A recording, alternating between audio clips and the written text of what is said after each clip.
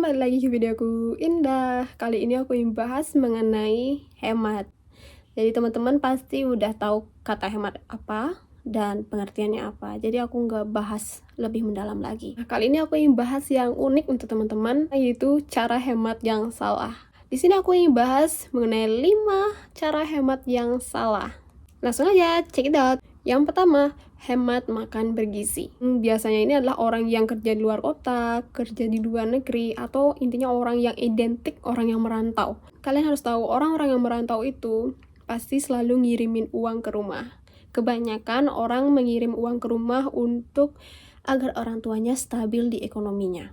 Untuk demi hal tersebut, jadi banyak orang yang merantau itu menghemat uangnya dengan cara mengurangi makanan bergizi dengan mengganti makanan-makanan yang lebih murah, yang lebih cepat saji, yang nggak ribet.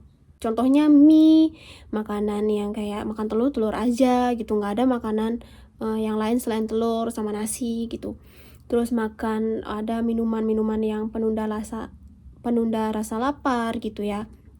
Dan masih banyak makanan-makanan yang lain yang cepat saji yang membuat kita nggak lapar seharian. Bagi teman-teman yang merantau, pasti ini sangat membantu kalian banget gitu ya. Tapi harus kalian tahu bahwa jangka pendeknya mungkin nggak kelihatan, tapi jangka panjangnya, yaitu di sekitaran 5-10 tahun ke depan, akan kelihatan efek-efeknya dari makanan yang kalian makan. Kalian pasti udah sering dengar di berita bahwa akhir-akhir ini banyak masyarakat produktif kita itu terkena penyakit nggak menular. Contohnya kayak jantung, diabetes, gagal ginjal, dan lain-lain.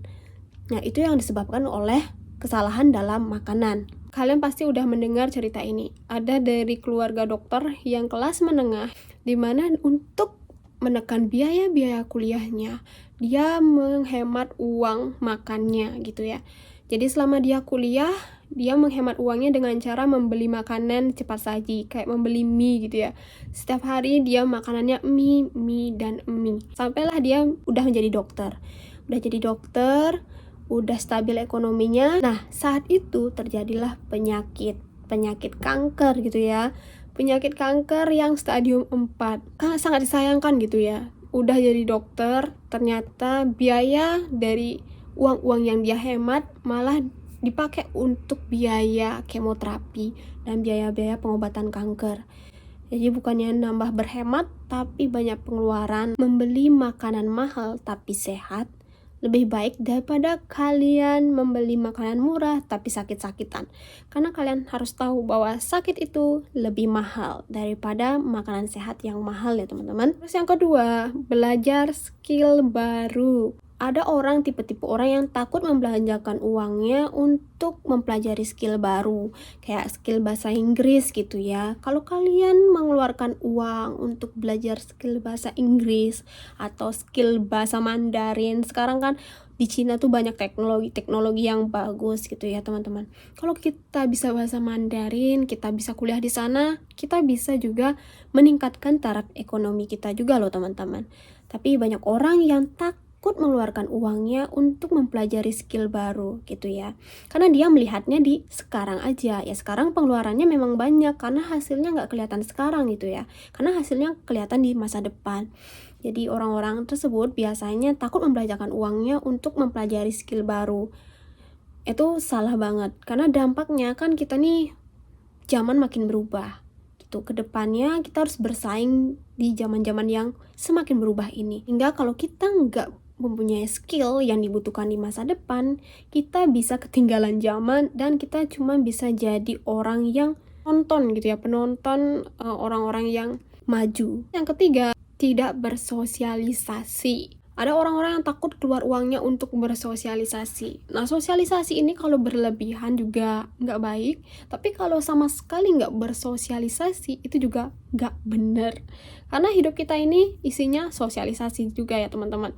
Kalau kita nyari kerja, ya kita harus punya grup-grup lain untuk biar tahu tempat lowongan kerja itu di mana. Ya di mana kita dapatkan? Ya dari bersosialisasi gitu ya, untuk mendapatkan channel-channel Semakin kita banyak bersosialisasi, semakin sosial kita, semakin rezeki itu peluangnya semakin besar. Orang pintar itu bisa dikalahkan oleh orang yang pandai bersosialisasi. Makanya orang yang pintar tambah skill sosialisasi yang bagus itu memperkuat skill kepintaran yang dia miliki. Semakin kuat orangnya.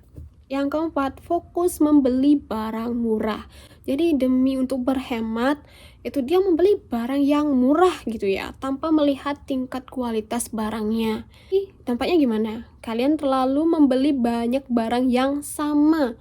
Aku beli barang, kayak contohnya beli sepatu, harganya murah gitu ya, tapi baru dipakai sebulan udah rusak.